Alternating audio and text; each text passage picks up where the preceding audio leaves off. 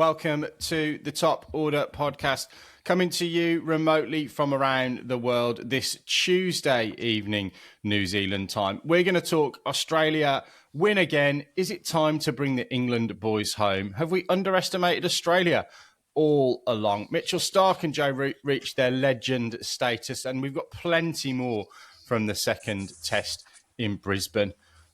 That's all coming up, unfortunately, on the Top Order podcast. Stay tuned. Well, boys, look, I get there's a plethora of content out there about this Ashes series at the moment. So we're, hopefully going to build into the narrative on some of it. You'll hear, I'm sure, some talking points that you've seen on many other fine podcasts around the world. But thanks for joining us. We are going to get, I guess, a little bit of delayed reaction, actually, which might be a useful thing, I think. There's been some news out of both camps in terms of injuries and what that means for Josh Hazlewood and for Mark Wood for the rest of the series as well. We've got England having a little mini break up in Noosa, which I'm sure we can talk about. But it might be useful that we've had that sort of 2 or 3 days to digest, both for Michael to have worn off his VB hangover, and for me and Jamie to hopefully have kept the shoelaces far away for 2 or 3 days. But you're going to run the podcast, I think, this evening. Where do you want to start in this Ashes aftermath? Yep. I'm happy to steer us around the park. I'm normally mainly, I think, because a lot of my expectations for this series kind of haven't been met yet, and I'm a bit clueless to why, and I'm keen for you guys to give me some ideas. But yeah, I mean, I think, of course, we should just start as we usually do with the victor. So, Baldy, I mean, I think you do have to take it away, because in many ways, I think you must be even more delighted with this win. It was comprehensive, and I think it ticked a lot more boxes than the first one did. Do you agree? 100% agree. And listeners to the podcast will know that I'm not often effusive in my praise for the Australian team, but I couldn't be prouder of the performance that they put on the park in this particular test match in Brisbane. It was a disciplined performance. It was a rare meeting of the minds of skill execution and match awareness from the Australians.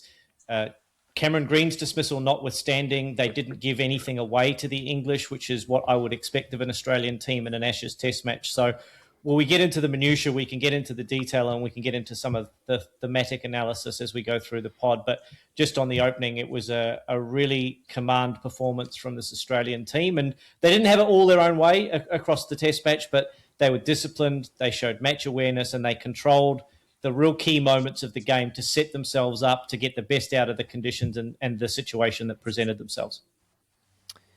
I mean, I think you need some more support here. So, I mean, unfortunately, I'm going to have to go to Raj for that, because even though he is a New Zealander. And Raj, I guess sort of building on Baldy's point, I'm keen to know, like, what are the sort of specific things? Because in this, as we led into this tour, me in particular, Jamie was quite big on England's chances.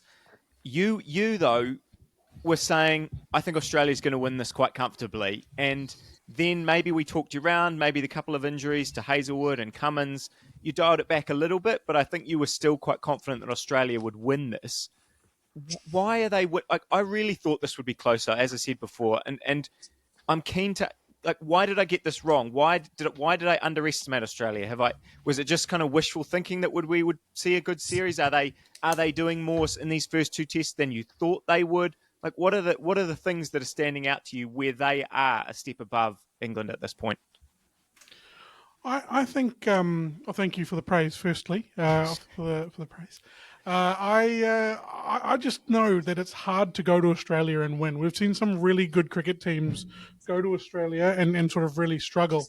It's only been in recent times that a couple of Indian teams that have gone there and done really well and managed to take victories away. It's been very, very hard to even get a look in, let alone get on top of the Australians in Australia. It's hard to bet in Australia. A lot of England's positives when you're looking at sort of man-to-man matchups, if we're not talking about the bowlers, obviously, is that they were going to bring a style of cricket that they thought would flourish with the bat in Australia. And look, the series is far from it's not over. There's still 3 tests to go, but it hasn't sort of come off yet in terms of the batting aggression hasn't come off yet. And as we've seen, even when Bazball started years ago and they won like 10 out of 11 of their first tests or whatever it was that batting aggression that just put everyone on their back foot. And I just thought it was going to struggle to get on top in Australia. In saying that, I think if we do, when we do look forward to Adelaide, I think that's probably a pitch, a ground where it is likely to sort of come to the fore and be something that might actually work in Adelaide. But we'll see that when it happens. I was very bullish from the start because I just thought that as man-to-man Australia were going to be too good in Australia. I haven't given away too much there. I've used a lot of cliches, but that's how I felt. In saying that, there's a lot of negativity about England and how they've played, but I thought they improved exponentially from the first test to the second test. I thought that they showed a lot more responsibility with the bat, and I thought it was, as Baldy mentioned, the key moments there when, whichever day it was, when Starc scored his runs along with Boland and all of that. That was the key defining moment. And England couldn't replicate it the next day. And that was the difference between the two teams, I feel. Yeah, and even, you talk about key moments. Even I think back to that run out of Stokes, that English run out of Stokes. It looked like a partnership was building there. And they, then it got to that sort of weird situation where we were going, should they, do they need to now declare or should they bat on? And then it seemed like they were going to declare and then they got too many runs and it sort of all got a bit weird there. And then we realised the next day that if you kind of don't bowl at the right times, 300 is not necessarily a score that's good enough. So, I mean, let's flip it over to England now. Jamie, we said before you were I don't know if confidence is the right word, but you were encouraged by what you'd seen from England and maybe what you'd seen from Australia, in that thinking that England could go over there and, perform well, take the series. You predicted an England win. I would say that their approach to the game hasn't come as a huge surprise. We all knew that they were going to go out, try and put Australia under pressure.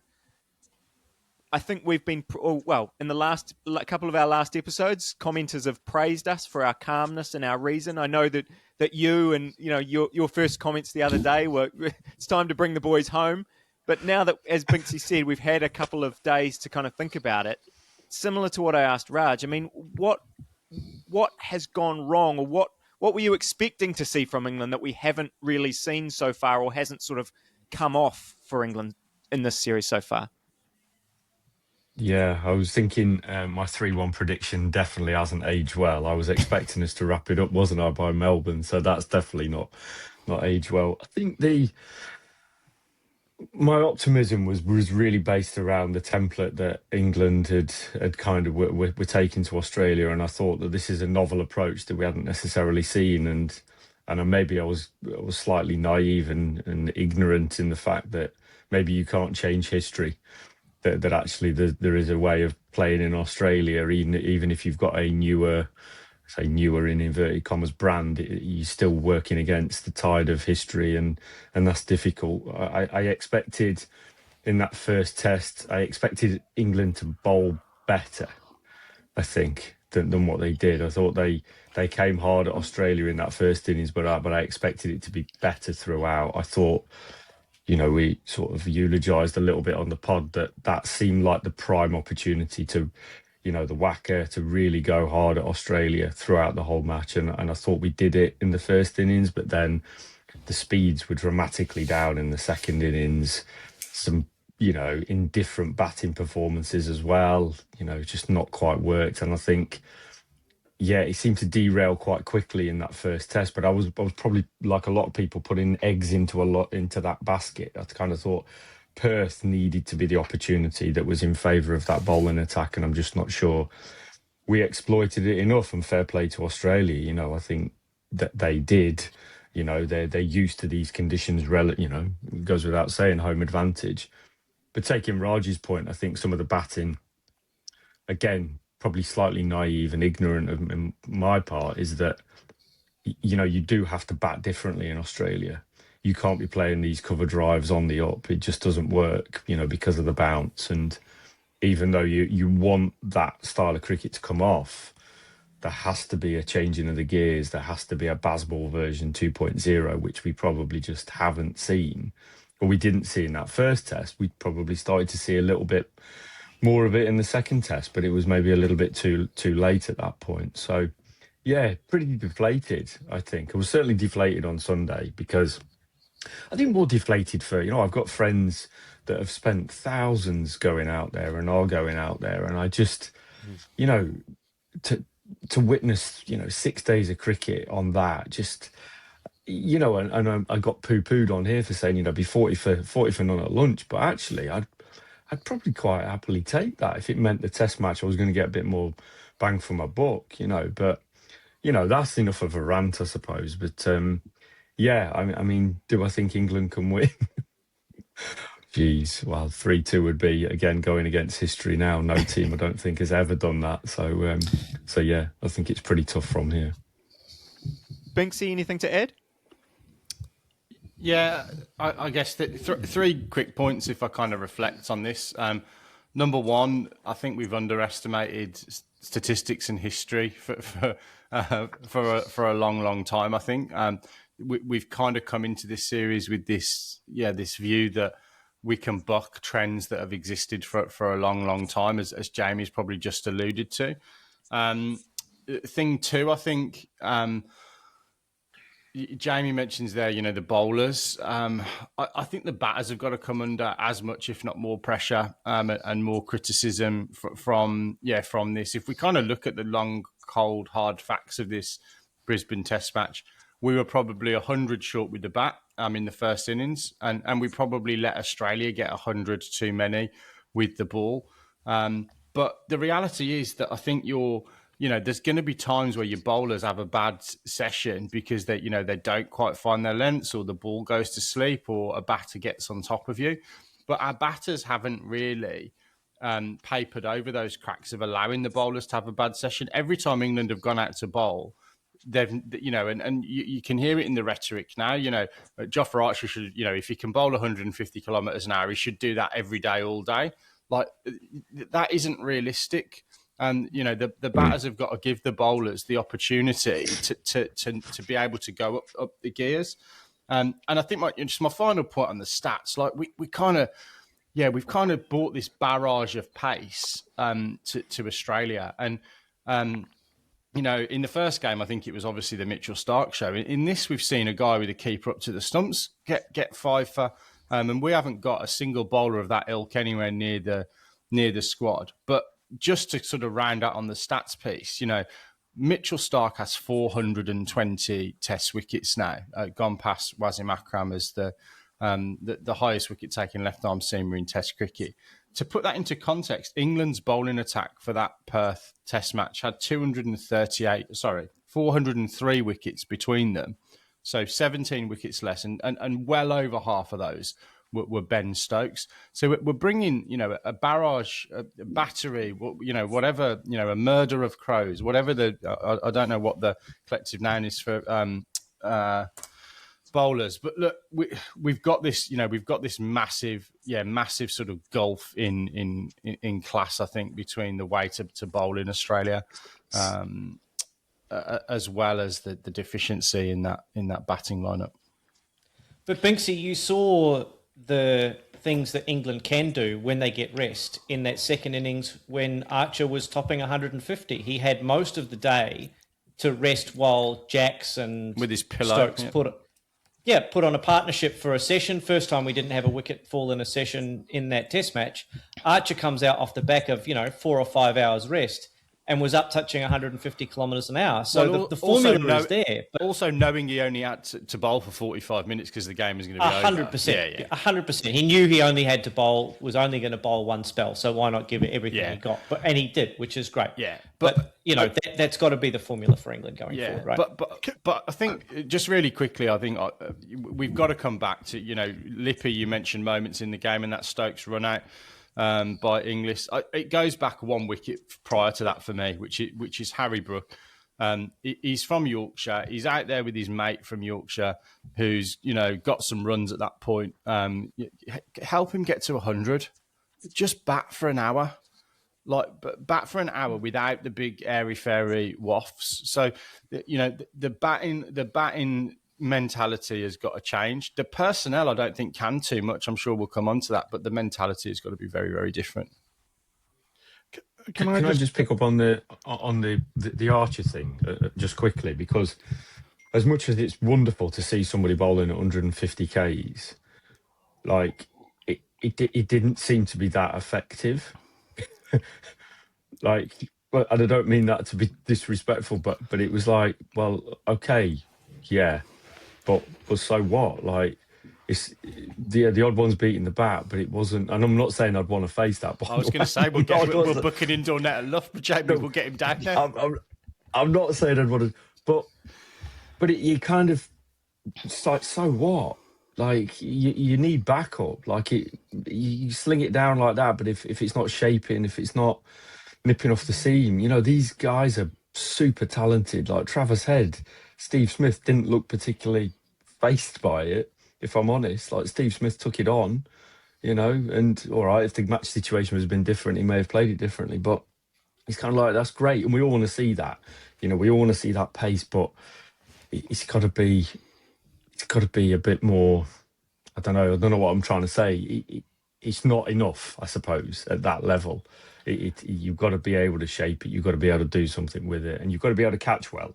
Equally, England were effectively needing to take 15 wickets in that first innings, which you can't do at Test cricket. If you're not going to catch well. So, yeah, I'm not really sure what my point is. Although I think you get it. Let's move on to Raj then, Jamie. Yeah. I want to come to the defence of Jofra Archer as well. I think that he's a very easy target because of sort of how he bowls and his style. But if I am English management, I have no issue with him coming in, bowling his first over at 135 clicks, his second over at 142, and then his middle of his spell firing it in there. Like, I would rather have that than him go out there and be the sort of Jofra tractor that he was in the 2019 Ashes series. It was 19, wasn't it? Whichever year it was, where he was just bowling over after over at heat, and he's really sort of struggled since that period to stay fit all the time. So yeah, I think he's an easy target, and people need to look a little bit further adrift. Like Jamie was saying, there is other bowlers in the side as well that can take wickets who haven't yet. Stu, I wanted to come to you because you haven't answered a question. I know you and I were almost not at opposite ends of the spectrum when it came to the preview, but you were quite bullish on England being a good side, man to man, things like that. What has been the sort of biggest letdown for you two games through? I think it's the batting. I mean, and you guys have, you guys have talked about it a lot, and we talked about it a lot in that first review. I think I underestimated how the bounce of the pitches would change how England could play, because I don't know, just even watching them over here in New Zealand in that one-day series, someone like Harry Brook, he was able to just kind of walk down the wicket and smash our bowlers all around the park. And it's been shown that you just can't really do that. I mean, he's had his moments to be able to do it in this series. He's played some nice shots at times. But yeah, I kind of just thought that they would get enough runs, and if it was, in the 350 sort of range, then they would be able to, if they were able to get 350, 400 in most innings, then they would have enough for Australia, because I doubted their batting. Again, Australia's batting, well, in a couple of innings has been better than I thought it would have been. Obviously the first innings that they batted in the series wasn't so impressive. I guess that was maybe where I thought we might see more of from Australia. And so far, players like Travis Head have stepped up, Steve Smith, Labuschagne. We thought Labuschagne was coming in with a lot of form, and it's proved to be really useful. I know he's not got a lot of plaudits. Well, he's getting little bits, but other people have overshadowed him. But I think he's been quite a key contributor to how things have gone for Australia. And yeah, I don't know. They've had a lot of people step up, and I mean, I was gonna go to some of the individuals now, because Binksy mentioned a couple of them there. Starc in particular, I think has been, I think and it's no doubt in my mind, he's been the standout player of these two tests. He, as Binksy said, is now kind of the greatest left arm seamer of all time, in terms of statistics at least, gone past Akram. And it sort of dawned on me watching him, watching Joe Root, who we might come to that for the English boys afterwards.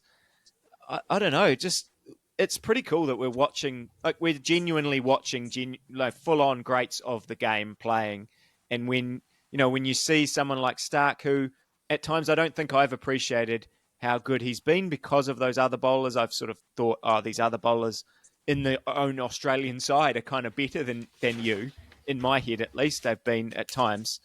So I haven't really understood, you're still a pretty awesome bowler. And I mean, you must be so happy, Baldy, with how he stepped up. And maybe you want to touch on as well some of those other guys like Nisa getting 5 for in this game, who's been, I feel like been such a servant of Australian cricket, even though he hasn't really had many chances. It feels like he's deserved more chances at times. And even Doggett, who I think has been asked to do a job that maybe I didn't expect him to do in terms of kind of the hard bouncer sort of deliveries.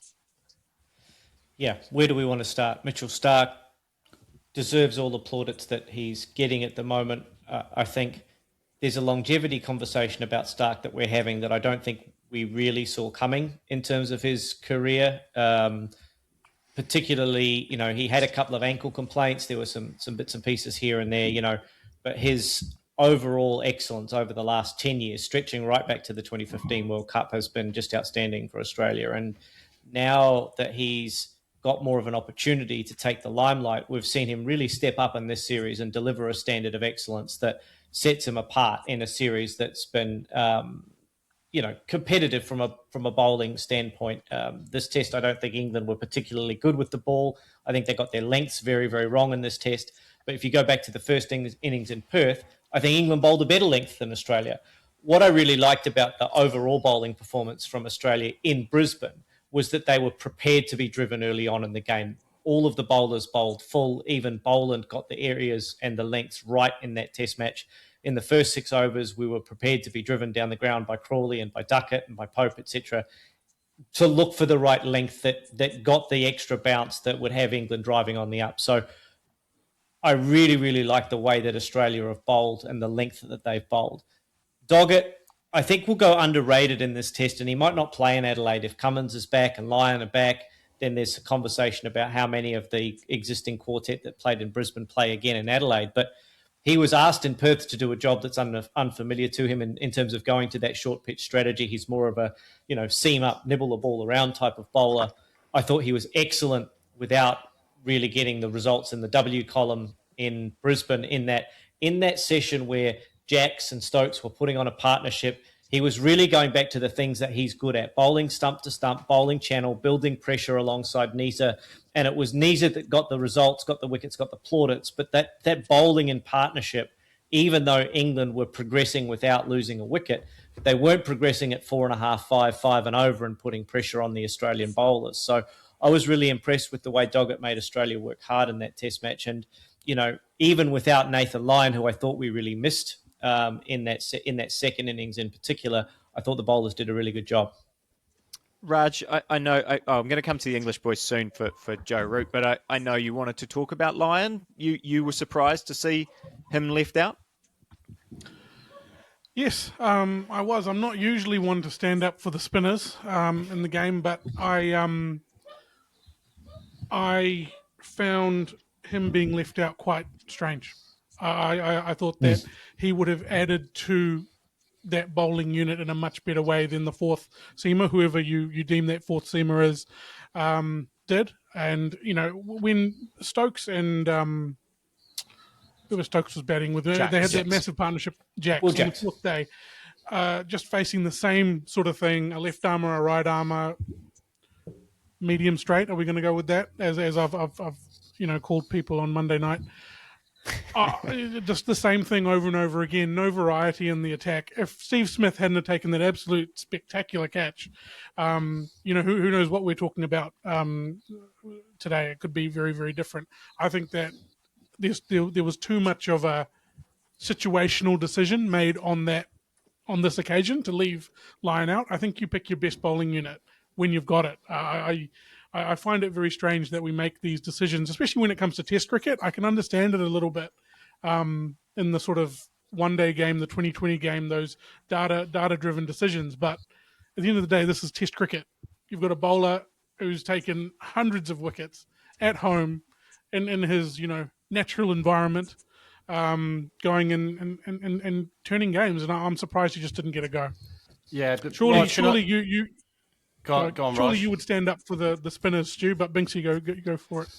Yeah, I was just going to make the point, and yeah, it's really interesting that you mentioned stats there, Raj, and that was the reason that they left Lyon out. It's this kind of pink ball is completely unique, and that's been cited as the reason. So again, from an Englishman, the day after or a couple of days after a Test match loss in a pink ball game, it's going to come across as sour grapes. But there's a conversation here around pink ball cricket. I think that when you've got a guy that's got 600 Test wickets being left out because essentially the ball doesn't suit him, that surely that's ringing alarm bells somewhere in cricket purist towers, at least. And we can have a debate on whether or not we should be playing it for TV ratings or we should be playing it for the integrity of the game or whatever you want to call it. But yeah, it just doesn't sit quite right for me that we're making a lot of these decisions, and both teams have made decisions coming into this game purely based on the cricket ball. England have picked Will Jacks purely based on what was going to happen in terms of this flow of batting under lights, bowling under lights, when you can when you get a new ball, all those kind of components. And when you then look at the stats of it, there's only been 24 games of pink ball cricket played. 19 of them have been won by the team that have been at home. And 11 of those have been Australia at home. And no other team has played more than 3 games of pink ball cricket. So I think there needs to be that conversation, because it's going to have these kind of, career defining moments potentially for some players. Anyway, that's my rant. Jamie, over. Can I just pick up on that? It's a good point. Yeah. Jamie, can I pick up on that? We're talking about pink ball kind of scenarios and things. I'm keen to. We will come back to Joe Root, I promise. But I'm keen, since we're there, to kind of talk about, get your take really on what happened to England on that first evening, because I was watching it thinking. My first thought, watching kind of Atkinson and Cast kind of batting, I was like, what is going on here? You got Root at the other end, off with the head, on with the pumpkin. It was such a bizarre sort of scenario that they were swinging, and Joe Root was there. Why aren't they batting with him? But then it seemed, okay, well, we're doing this to try and declare, but then they didn't declare because they were batting to, I don't know. Was that as confusing for you as an English fan as it was for me as a neutral watching on?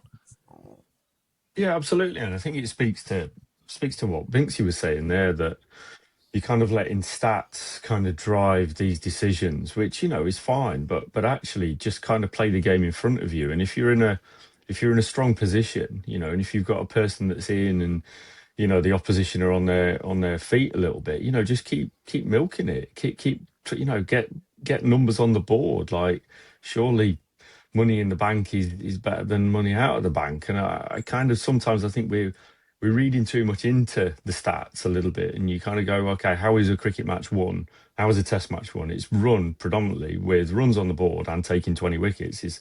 I don't think that theory has necessarily changed. I think it's the approaches within that are definitely quite unique. But I think, yeah, it seemed like a really bizarre, and it seemed like the players weren't really sure either. It seemed like they were confused in terms of, actually, do we stick or twist? And I think, on reflection, some of the dismissals look poor, don't they? They do look poor. They actually look like the players are not sure either. Yeah, because one sentence on that lip from me. There might be a comma in there. I think it comes. I think Jamie's dead right. They probably had a conversation in the team meeting that we want to bowl at this time, and let's get ourselves in that position. And then obviously the game situation changes, and you've got Root going well, and then the guys starting to hit the ball out a little bit. I also think the thing that surprisingly didn't massively get picked up on is it had sort of echoes of that situation where Stokes did declare. early in the first innings in the last Ashes, and that came back to leave England with egg on their face. So I think it was those two factors sort of almost compounding each other. Stokes going, shit, I don't want to be the guy that declares again and maybe misses out on 30 runs and then loses by 30 runs. And then there was the pink ball component in there. But again, it comes back to the fact that they wouldn't have even been thinking that as a tactic if it had been the end of a normal day one, would they? Unless you go back to Edgbaston and that stupid decision 4 years ago. Can I ask you, Jamie, as our resident brain man? Whoa. I applaud. How much of this test in particular do you think there was a bit of a self-fulfilling prophecy? Like, I didn't see the ball swinging around corners, did a little bit, but I think people changed how they played and that affected a lot of what happened. I don't think the ball had a massive impact on that night session. What do you think? Yeah, and I always default to the controllables, and what is it you can control in cricket? Well, it's just you, isn't it?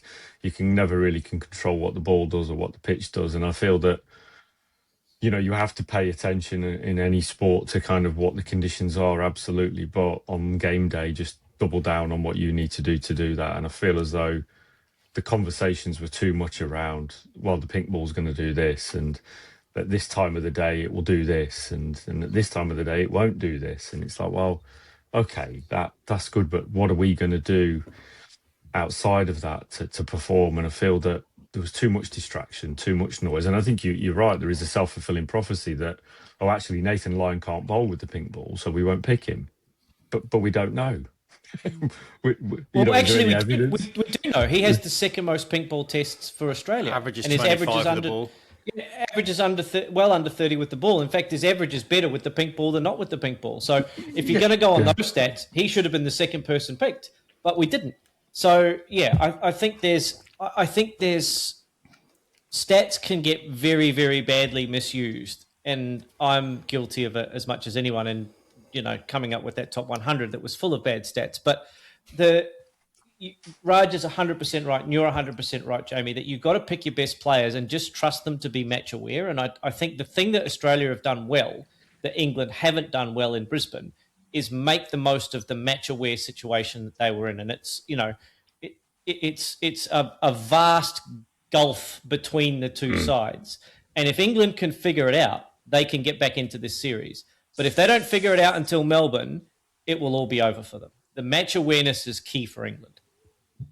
Yeah, and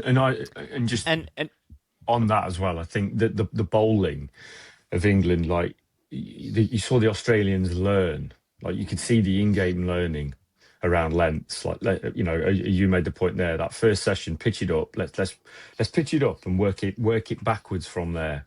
Okay, almost like figure it out. Whereas I just didn't see that happening necessarily with the England bowlers. It was like, it was pretty obvious to me, and maybe to others, that there was a line and a length that was really needed on that pitch. But for whatever reason, England just couldn't figure that out. And that was, I think, quite bemusing for the skill level that we're talking about, that you're not able to maybe adapt. And the Australians they were excellent at that. Yeah, Jamie, I think it's really tough for Stokes to lead the attack and lead the side and lead, the revolution all at the same time. We've taken 1,300 test wickets out of this side in the last 2 years in Anderson and Broad. We've then also lost Wokes, who was the guy that probably could, be that experienced old head. And you've got, 3 guys that have barely played any cricket in Australia. I think that reliance on stats rather than reliance on, as you say, that in-game learning, but Broad and Anderson were a great example of that. They both fielded at mid-off and mid-on to each other. And they said they were talking in between every ball, that's a good length. What about 50 centimetres further back? Oh, you're a little bit full there. Oh, have you thought about maybe 4th and a half is better than 5th stump? I just wonder whether those conversations are going on, or whether they're waiting for the laptop to fire up and a message to come on written on a banana or whatever. So these are the things that I think we can talk about. But yeah. Is that a function of Ben Stokes and McCullum giving England such a defined set of parameters around Bazball? like thou must attack at all times, and not so much insulating them from all of the outside noise, but like the clarity of role thing is great. But is it showing up now in that we have this brilliant plan A, but we haven't as individuals figured out what our own plans B and C are if things go a little bit off the rails? It's tough to hypothesize on it, I think, Baldy. I thought you were going to say is the function of banana to send messages onto the field at the start of that question. It should be. I think it's tough to know without obviously being in the camp. The one thing I do know is that they don't have too many meetings, which I think as someone who works in an environment where you have a lot of meetings, I can understand why that's appealing. But I do think that perhaps with the inexperience, particularly that bowling attack, that they might need a little bit more input. And again, they have a lot of one-on-one conversations, apparently, which again is great when you've got, McCullum and Stokes maybe taking guys aside and having those kind of conversations with them in that more informal way. But perhaps there does need to be a little bit more structure around that from England to be able to reinforce those messages to a group, or certainly have a little bit more of an ethos on, we're going to give you the information and now you have to interpret it in the way that moves the game forward. I think having that approach where you're allowed to, having the role clarity is fine, but I think the caveat to that is you've then got to encourage players and give players the flexibility and freedom to adjust. Like that they have to have their contingencies. And I suppose one player that sticks out for me was probably Atkinson.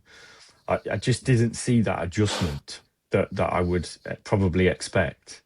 And it just seemed like he was just going to hit the same sort of line and length in spite of what was happening. And it's maybe that's being harsh, but it's like, just learn. Okay, it's okay for you to make that decision to pull it back or to pitch it up, but have that in conversation with the people around you. It just didn't look like that was necessarily happening. And I'm picking on him because it was the one that stuck out for me, but I'm sure there were other examples of, and we could leverage that with the batting as well. We could take that same approach there, that actually we saw the sort of the learning happening in the second innings with Stokes and Jacks. Like it was almost like, okay, we're going to have to learn and do something slightly different here. And when you're 16.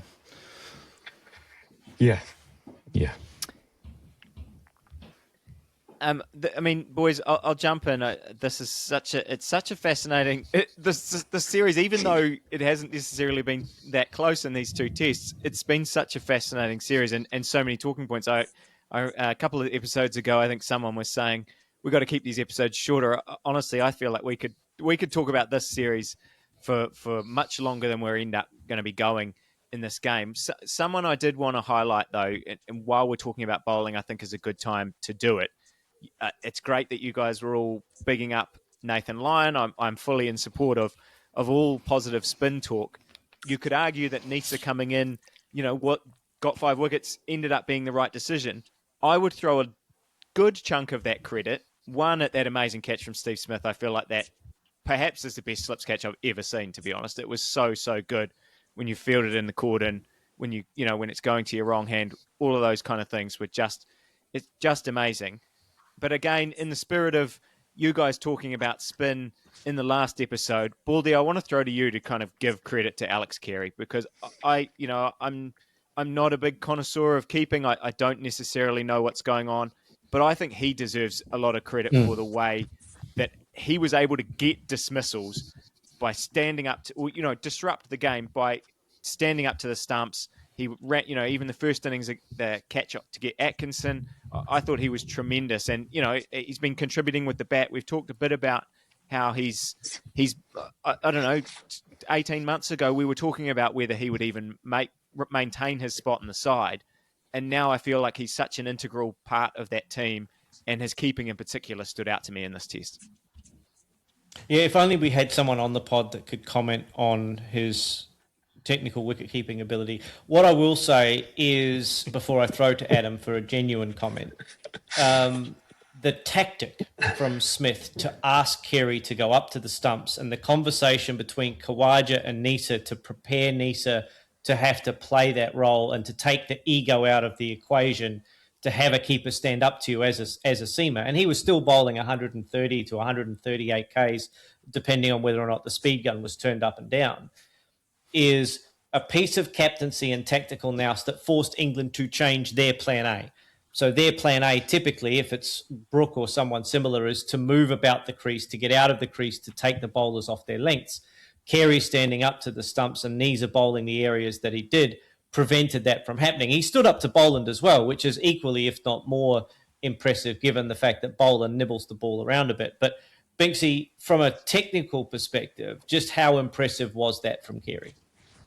Yeah, from a technical perspective, very impressive. And I think there's two things. I didn't realise the background behind it. So it wasn't Carey's decision. It was a brains trust, was it, to get him to go and stand up?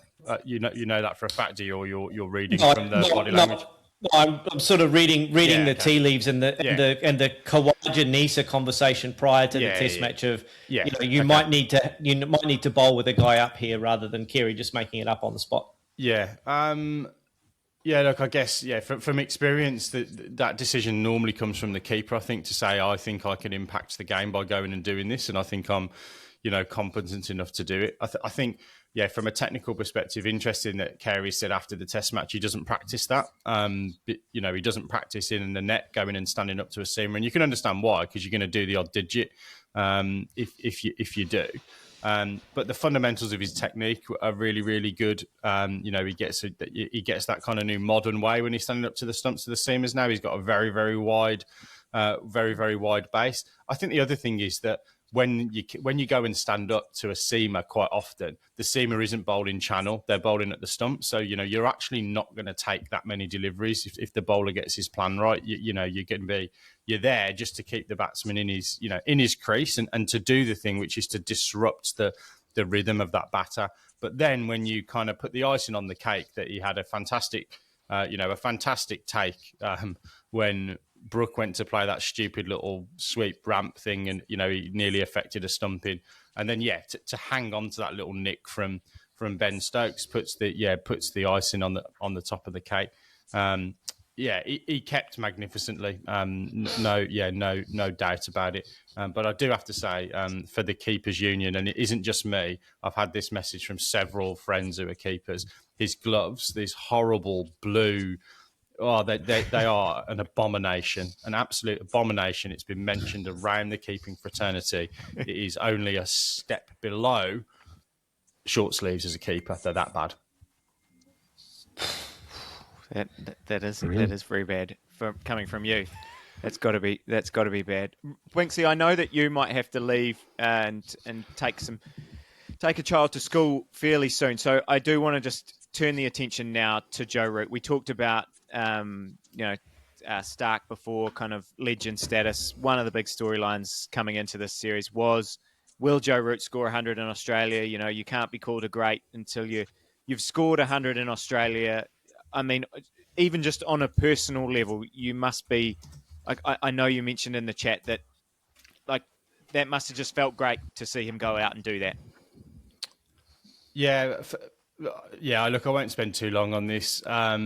This talk of whether he's a legend or not, was irrelevant. Whether he scored 100, you look at his 4 next best scores. He's got 83 and 87, and we make a lot of 3 figures. But yes, it'd be great for him, I think, to get the monkey off his back. I don't think I have ever been happier to see someone get 100 in a test match as Joe Root in this test match. I just love him so much. He was a great before. It wouldn't have affected my view on him, but it probably would have coloured the view of others. And I know what's going to happen when we start having this conversation when he goes past Sachin in a couple of years' time. It's going to be, well, he only got 100 in Australia. So he can't really win, but so pleased for him. And I think his celebration summed it up, didn't it? Really, he was sort of just kind of relieved, but so what?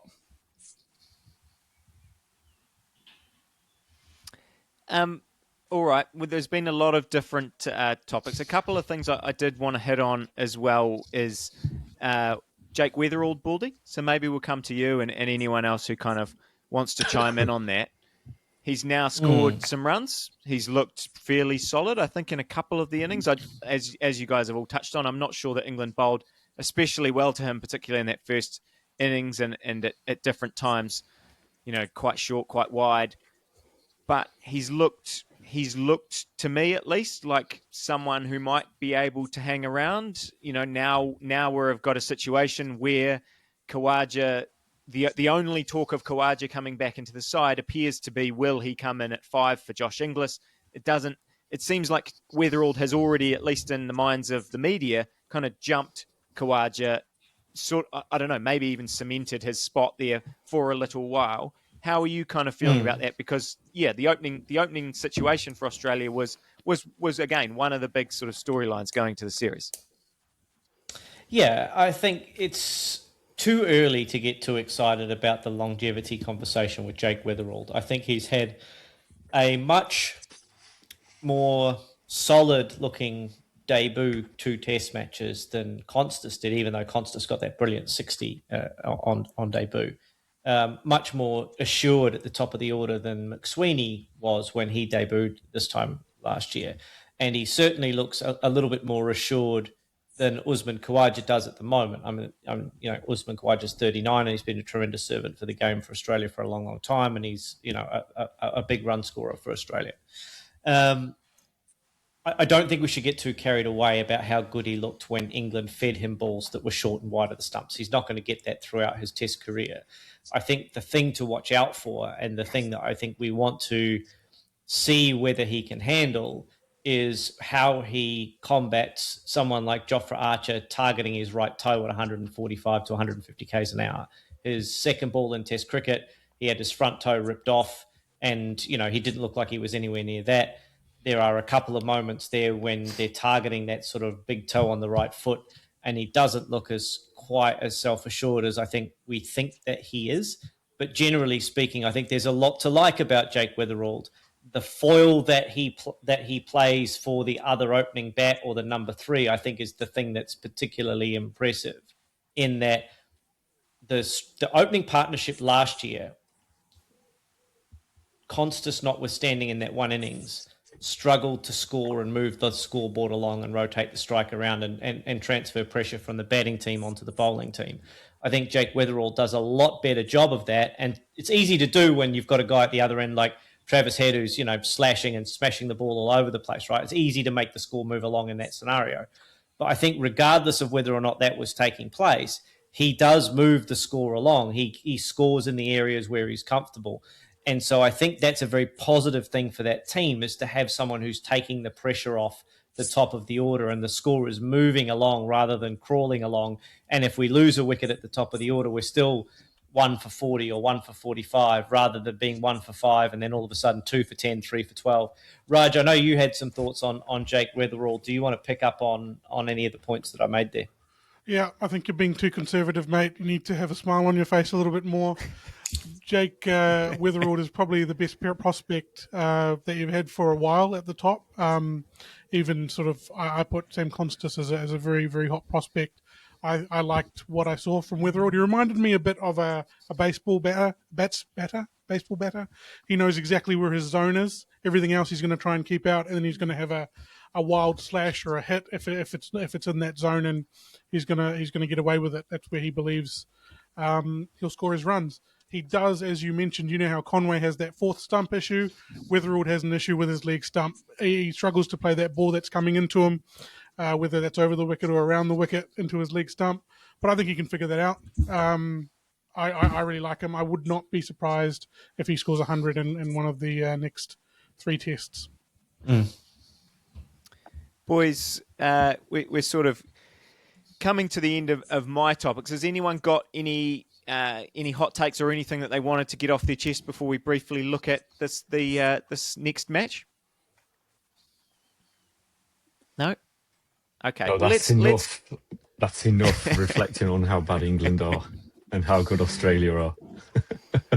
Well, let's look at the impact of some injuries and maybe some people returning to health then. So why don't we stick with Australia and just touch on It sounds like Pat Cummins is going to be back, but Hazelwood is out for the series. We've got the Khawaja question. Baldy, does much change? Is Doggett the one that misses out? Did Doggett and Nisa both miss out in this next test? And we sort of back to the usual attack other than, Boland swapping in for Hazelwood?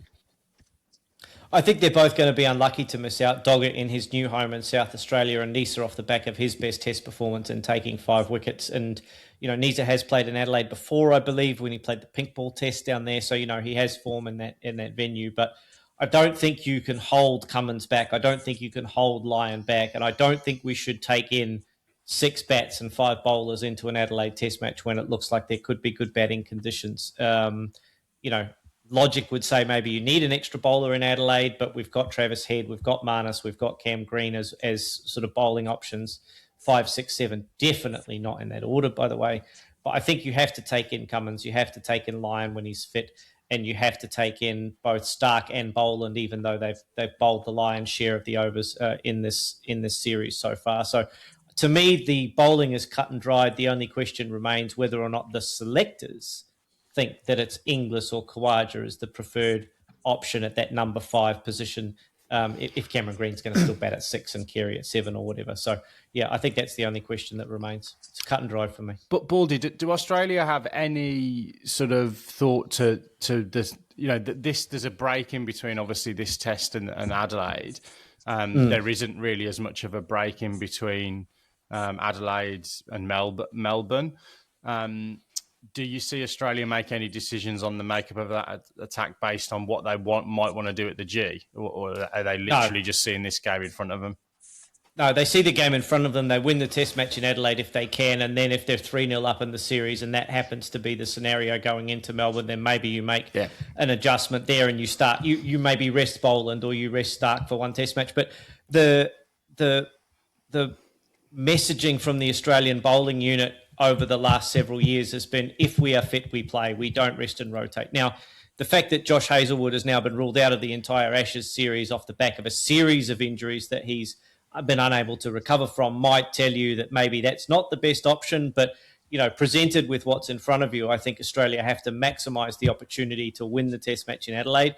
I think on what promises to be a good batting track, we need our best bowling combination.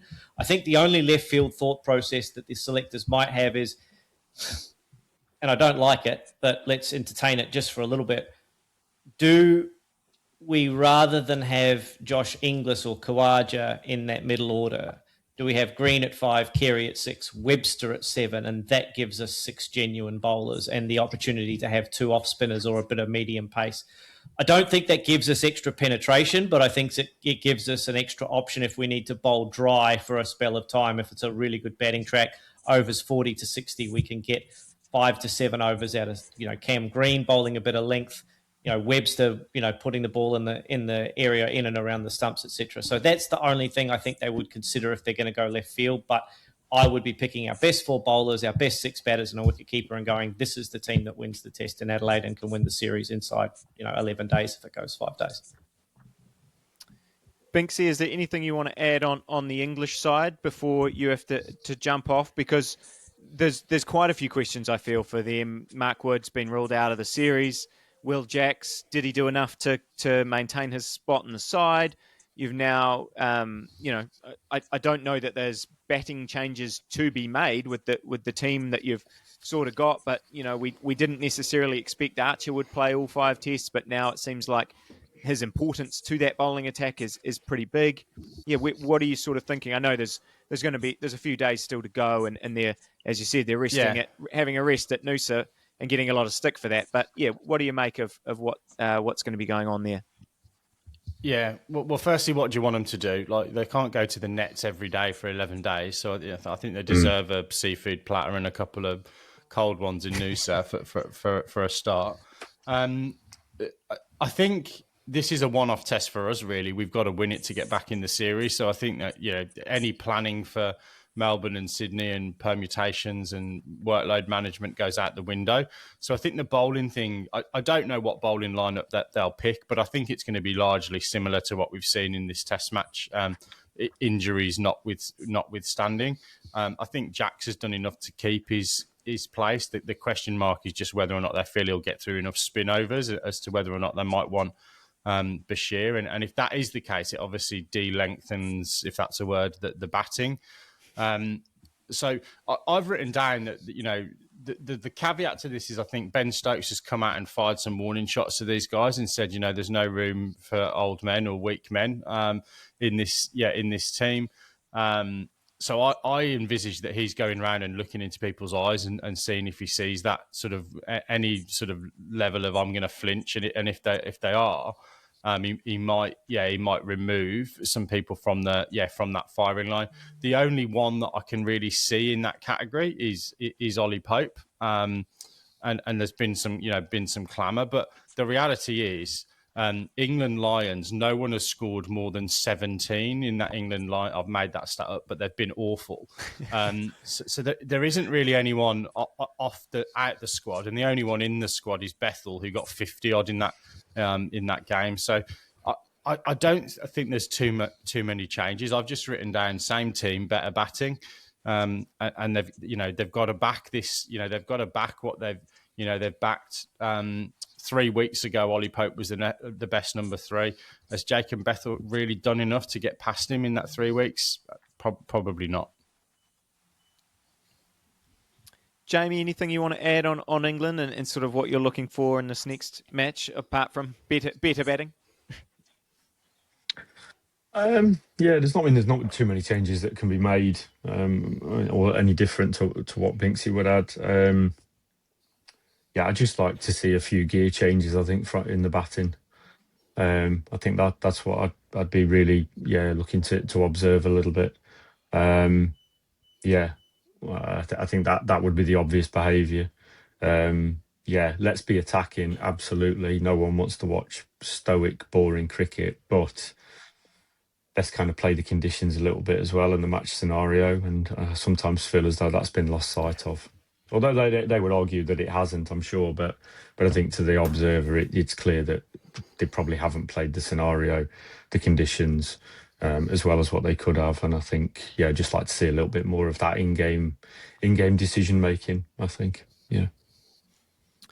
Now, we had overrates on the run sheet here, but I'm going to make an executive decision that we don't talk about overrates, apart from to say the overrates in that test were pretty horrific, and it's kind of ridiculous to me that only one team's going to get penalised for that because of some silly 80 over rule. But we can talk about overrates maybe on another day and how we solve them when there's not so much cricket going on around the world. Special, Raj, do you want to take us out in terms of give us a prediction for this next test? Are we actually going? I know that we all want to. Well, Baldy probably doesn't, but the rest of us probably want to see this series become more competitive. Are we going to see that, or is this actually trending towards? Is the damage done for England mentally, and what's going on the field? Is this actually heading to what your original prediction was in terms of a 4-0, 5-0 victory for Australia? I think that this English team is very, very resilient. I don't think that they will think too much about the past, but it'd be interesting to see what they come out with in terms of a tactic here. I feel like in Adelaide, they're going to come out aligned more to how they batted in the first test and hope that it comes off. If it does come off, then that makes things extremely exciting. I'm still going to pick Australia to win this test. I think that they'll have their bowling lineup to sort of come over the top of the English batting lineup. That's how it's been sort of for the first 2 tests. I think it will remain the same. But if there's ever a chance for it to come off, I think it could happen in this test. Looks like Stu is frozen. Baldy, your prediction very quickly. Hard to go past Australia with Cummins and Lyon coming back into the side. I think for a neutral and for England, I think it's much better if the series is 2-1. I was asked this question midweek, what percentage do I want this to be a live test going into Melbourne? The answer to that is 0. And is there anything in my body that wants this to be a live series going into Melbourne? The answer is zero. I want Australia to dominate this last Test match, and that's nothing against the lovely people on this podcast that live on the other side of the world. I just want to see Australia win this Test match and win it well. It's going to be tougher than it was in Brisbane because I think the conditions play into England's hands a little bit better. On a flat track, I think Brook will be harder to deal with. I think Root will be harder to deal with. It gives England more of an opportunity to do the things that they do best with the bat. And I think it's going to be tougher for the Australian bowlers, even though we're going to have Cummins and Lyon come back into the team. But I do think Australia are going to be too strong. 3-0 for me at the end of the Adelaide Test match. Very good, boys. Very good. You've all been very gracious, and I think you have answered a lot of my questions around, a lot of kind of what I thought was going to happen, even just the mental side of things, and around what those moments. Australia's just won every single one of them, and if that keeps happening, they're obviously going to keep winning these Test matches. I do appreciate the England boys, you getting. Both of you coming on here on a early workday morning, so we will finally let you go, Binksy, and take your son to school. To the listeners, I know my internet's been a little bit shaky this last 10 minutes or so, maybe even throughout the whole pod, but thanks for sticking with us. As Binksy said, we know that there are a lot of Ashes podcasts out there at the moment, so we really appreciate you tuning into our one, and we've got a lot more cricket content coming up, maybe an interview at the weekend, and also plenty more on the New Zealand West Indies stuff that's going on as well. So we appreciate all of you and all your comments, and we'll see you all very soon.